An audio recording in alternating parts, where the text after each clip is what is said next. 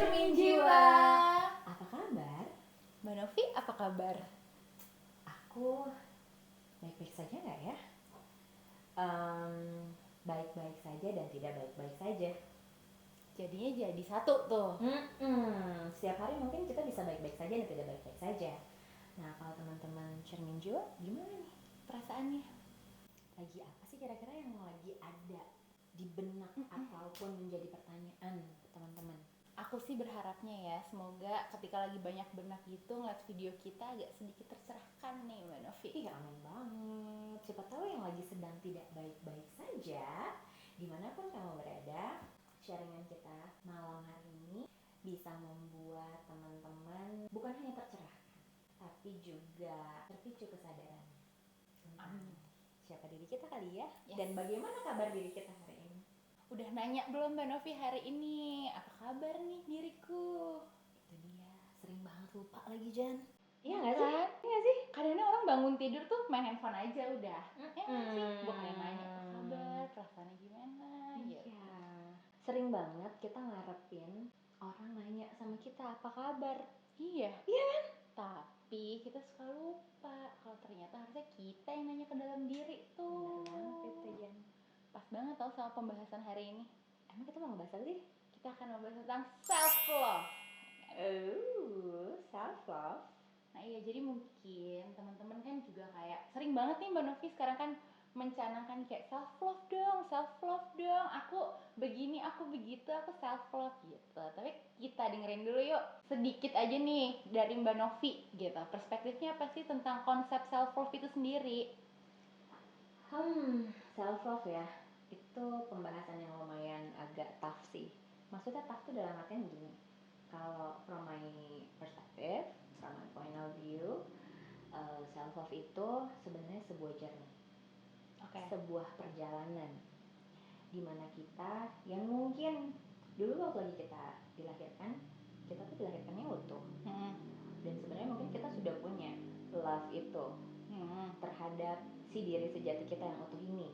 Tapi sepanjang perjalanan kita bertumbuh, biasanya tuh banyak banget pengkondisian dari luar diri kita, dari parental figure atau mungkin dari siapapun figur-figur di sepanjang perjalanan kita bertumbuh yang akhirnya bisa jadi itu membuat kita lupa Kan? diri sejati kita yang utuh tuh seperti apa sebenarnya gitu.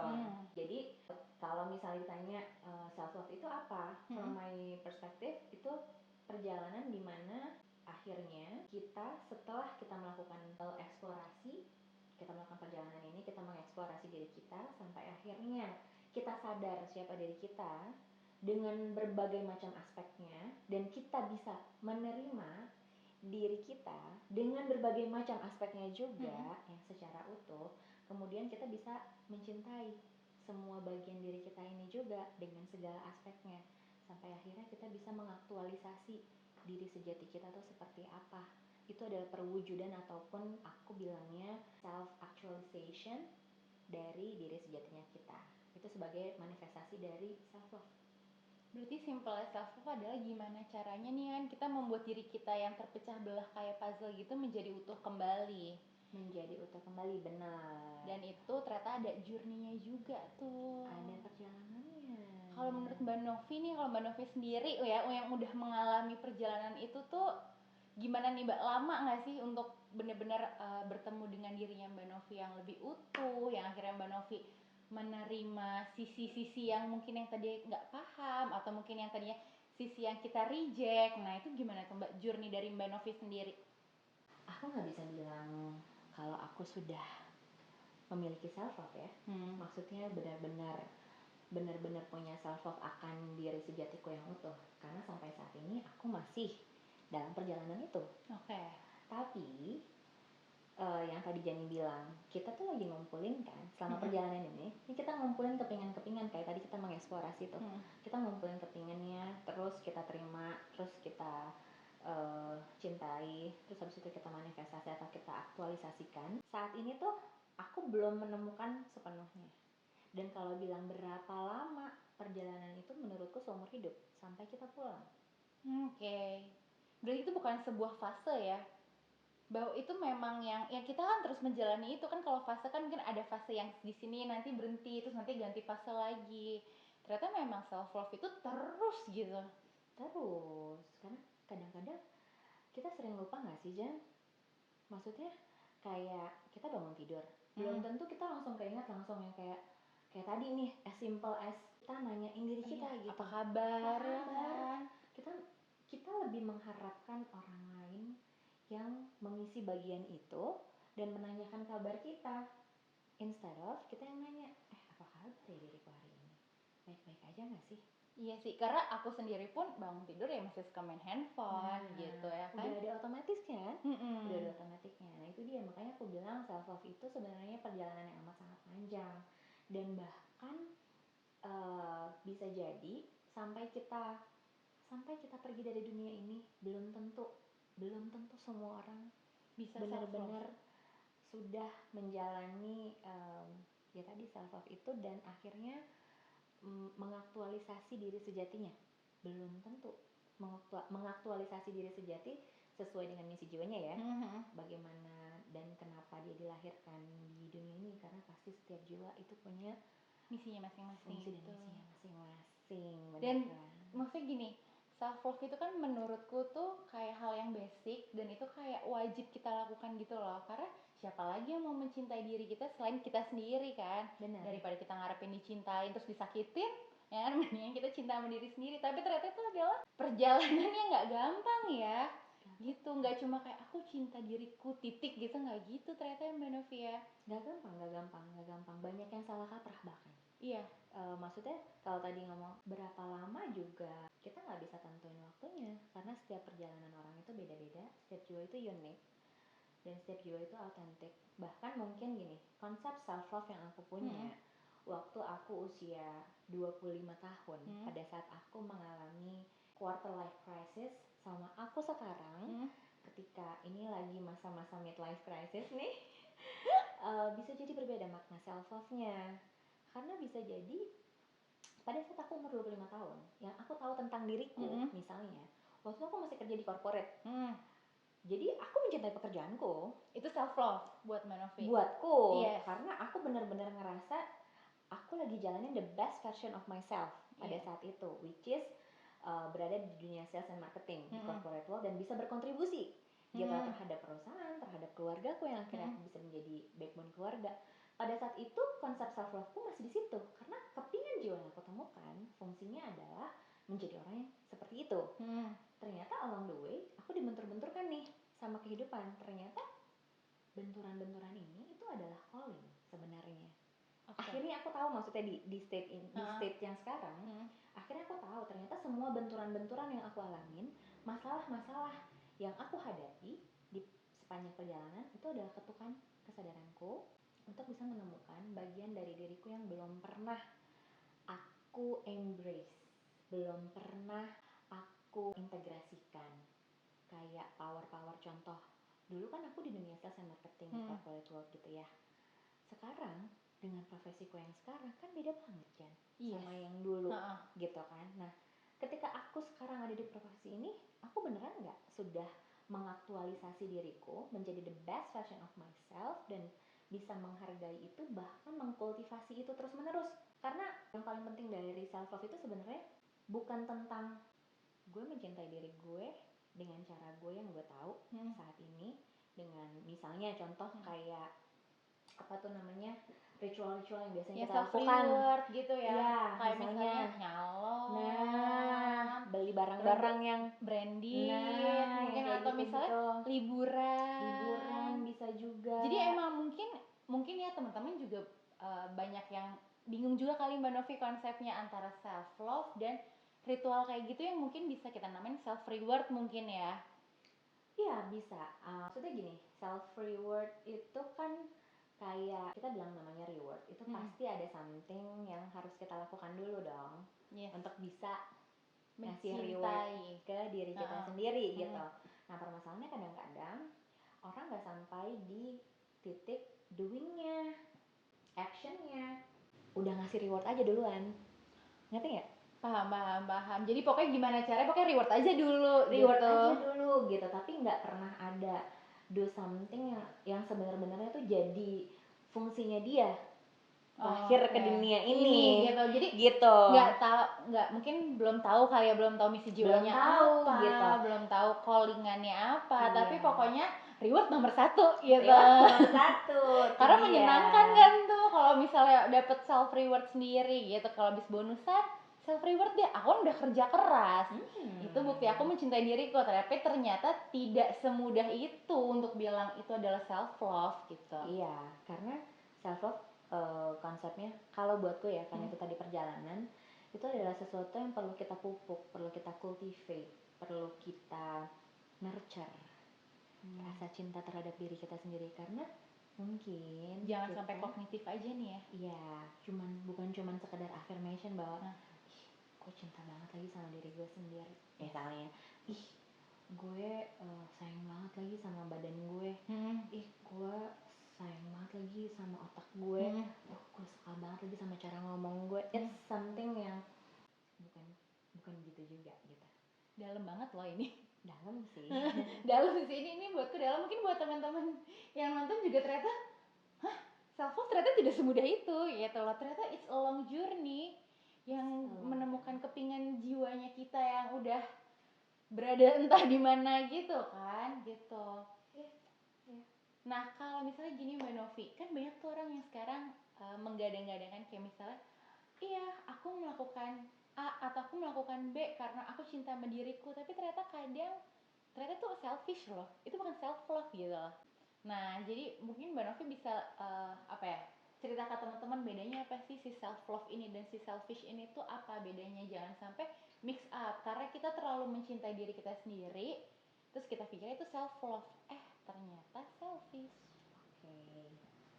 That's a very good question sih sebenarnya teman-teman. Gini, sering banget self love itu karena banyak yang belum mendalami dirinya, akhirnya jadi salah kaprah atau kayak tadi. Atau mungkin ada beberapa orang nih yang punya konsep, bisa jadi ya, ada yang punya konsep bahwa dia perlu membahagiakan dirinya dulu sebelum bikin orang lain bahagia.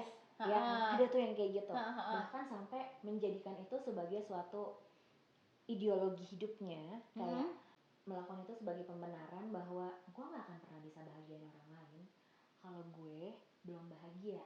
Nah, bahkan konsep bahagianya ini saja kadang-kadang bisa dangkal. Maksudnya tadi kayak ngasih self reward atau gue beli, contoh ya, ada seseorang itu ada klien yang pernah cerita gitu. Jadi dia tuh sudah yang kayak menikah selama bertahun-tahun dan dia selalu membiayai, bukan bertahun-tahun, mungkin 2 tahun pernikahan awalnya. Jadi dia sudah membiayai kehidupan keluarganya karena suaminya tidak bekerja. Ya. Suaminya punya konsep itu, aku harus membahagiakan diriku dulu. Iya, karena selama dia nggak bekerja tuh dia ngerasanya dia nggak bahagia. Ngerti nggak sih? Karena ngerasa buat cowok, mungkin di sini banyak juga cowok-cowok yang hadir gitu ataupun mendengarkan ini ataupun melihat ini, itu pride ataupun egonya kena banget. Karena nggak bekerja itu ya. Karena nggak bekerja dan tidak bisa menafkahi istri dan anaknya misalnya. Terus akhirnya karena dia punya konsep ini, pas dia dapat kerjaan pertama kali, gaji pertamanya, si istri punya ekspektasi dong. Iya pasti dong, apalagi udah lama nggak kerja, terus tiba-tiba dapet ya kan. Begitu dia kerja, gaji pertamanya instead of dikasih ke istrinya berapa gitu, ternyata dibeliin sama suaminya ini iPhone yang terbaru. Habis langsung gajinya. Total tuh.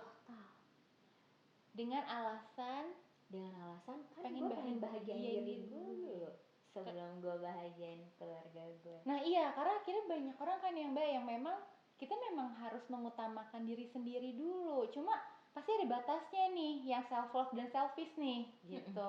Nah itu batasnya tuh sampai mana nih? Nah dari kasus yang ini nih, kita ngambil contoh analogi aja ya. Ketika tadi si suami ngerasa bahagia dong, karena mungkin parameternya dia adalah gue bahagia dengan membeli si gadget terbaru dan mahal, hasil sendiri lagi, hasil pertama gue kerja gitu, kayak pengen ditunjukin ke semua orang. Begitu istrinya ngomong kayak, mas kok kamu malah nggak mikirin keluarga sih? Ini kan gaji pertama kamu, aku aja udah sacrifice gajiku untuk biayain keluarga ini, tapi kok kamu malah begini sih? Misalnya contoh kayak gitu. Ketika reaksi pertamanya suami itu apa? Si orang yang katanya punya self love ini gitu. Ketika reaksi pertamanya dia langsung reaktif dan bilang, loh emang kenapa sih, ini kan gaji-gaji aku. Yes, kadang orang kayak gitu Misalnya kayak langsung gitu. defensif Atau, ya. Iya, defensif banget. Terus dia kayak ngerasa keganggu dengan komen ataupun respon ataupun ini istrinya gitu, masukan dari istrinya gitu. Ketika dia langsung reaktif dan defensif, itu tanda bahwa it's not coming from self love, it's coming from self-centered, selfish. Selfish itu sendiri. Iya, karena datangnya dari ego. Berarti ketika kita doing something lah ya, si ritual itu mungkin ya, dan tiba-tiba ada yang ngomelin, kok Mbak Novi misalnya, kok ngapain sih Mbak Novi beli tas branded mulu? Nah, tapi kamunya defensif, nah, kayak emang kenapa duit-duit gue? Berarti itu tanda ya buat teman-teman ya, kalau misalnya dapat komen terus tiba-tiba kayak ngerasa kenapa sih duit-duit gue tuh? Cek. Nah, gitu. apa Move in dulu. Oh iya, untuk move dulu, on. masuk dulu ke dalam. Cek. Bentar. Orang ini komen tentang apa yang gue beli. Kalau menurut gue tadinya awalnya ini adalah self love, ini bentuk self reward terhadap apa yang sudah gue lakukan. Tapi kalau gue ngerasa terganggu, dan berarti gue beli barang ini atau gue beli sesuatu ini itu based on my fear maybe, karena yang keluar adalah reaksi yang datangnya dari ego, yang which is tadi langsung bereaksi gitu, yang ada defensifnya. Karena kalau misalnya memang datangnya dari self love, dia nggak punya fear, dia tidak takut di judge atau dia apa ini, karena dia beli for the sake of dirinya sendiri aja gitu. Just to, this is how I value myself. Kalau dia bisa ngejelasin sama si orang di luar ini, iya aku belinya emang apa namanya, karena gue ngerasa misalnya value gue itu sebanding nih sama si iPhone itu misalnya. Maaf ya sayang, kan bisa lebih enak ya. Iya, nanti bulan depan buat kamu deh. Iya, gitu. Buat kamu semuanya. Bulan ini boleh nggak buat aku dulu? Maaf ya, tapi aku nggak bilang dulu sama kamu. Gitu. Okay. Aku jadi tadi kepicu aja, dan dia bisa mengekspresikan emosinya dia, feelingsnya dia, dan bisa menceritakan dengan se-vulnerable itu sama si pasangannya bahwa selama aku nggak kerja, aku ngerasanya tuh kayak useless, aku ngerasanya powerless banget. Jadi aku ngerasa handphone ini adalah simbol dari power itu, karena handphone ini bisa mendukung pekerjaanku. Tapi itu udah di level yang dimana dia sudah bisa memaknai ritualnya tuh tentang apa gitu ya. Karena nggak semua orang bisa memaknai itu secara dalam juga sih ya kan Mbak? Betul. Nah sebenarnya konsep aktualisasi diri lagi tuh juga apa sih? Karena kalau aku nggak mau, aku terus-terusan dibenturin sama keadaan keuangan yang akhirnya membuat aku kayak what should I do ya? Nah ada pertanyaan tentang self love, mari kita baca dulu, mungkin Mbak Novi bisa bantu jawab.